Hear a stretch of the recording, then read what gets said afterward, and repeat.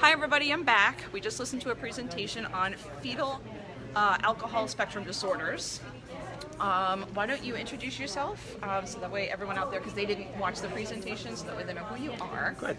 And my name's Doug Wade. I'm medical director at Children's Village. It's an adoption foster care in the New York City area with a residential center up in Dobbs Ferry and 2 foster care clinics, one in Bronx and one in Harlem. And I came into being interested in fetal alcohol spectrum disorders when I started seeing a lot of developmental issues that kids were having that I couldn't explain by trauma or other psychiatric diagnoses. What we see in these kids are a lot of brain-based problems, learning problems, and behavioral problems that often aren't diagnosed. Most kids with fetal alcohol spectrum disorders are not diagnosed, and a large majority of them are in the child welfare system. Okay.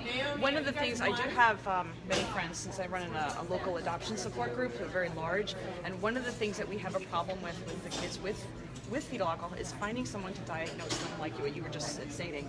Since we're more in like the Long Island area, I know there's so hard to find doctors like you. Yeah. How do they find? Because I know you mentioned the national organization. Yeah.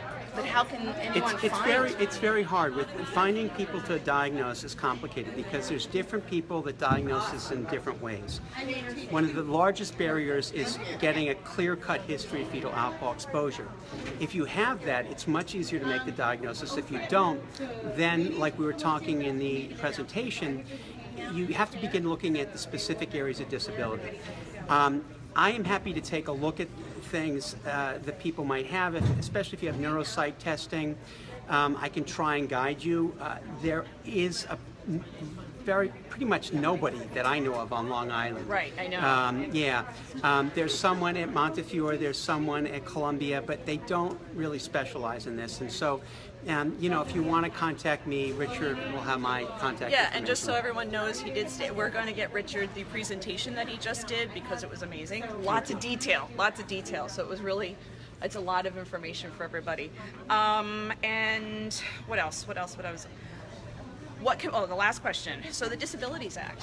How can we, since we are a very local, large support group, we do have a lot of families with disabilities of all sorts, especially fetal alcohol. How can we help, as just regular parents, help that get pushed forward? I think it's really important. And one of the hopes that I have is that using the local affiliates, we have a New York affiliate of NOFAS, National Organization of Fetal Alcohol Syndrome, is that we can begin getting more support within that substructure of NOFAS. But I think ultimately we have to band together as parents. We have to advocate for this at the state level. It's very difficult at the federal level because of government the way it is right now. But I think at the state level we have a shot if we can begin raising awareness of this. In Maryland, we did a conference in Annapolis that led to them revising their disability criteria for Maryland. So I think that education is one of the main ways to get this with the right people. So the people to target it are people who are making disability determinations in New York.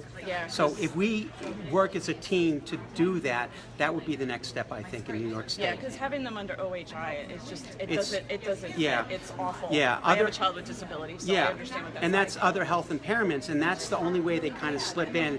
And most of the time that has to be fetal alcohol syndrome, and other group of kids, if they're diagnosed, don't really qualify, usually because their IQs are too high. Right, absolutely. Yeah. Thank you for your time today. Right, I know you want to get out of here. I appreciate you talking on camera. Thank you so much. It was really nice meeting you. Nice meeting you too. Awesome.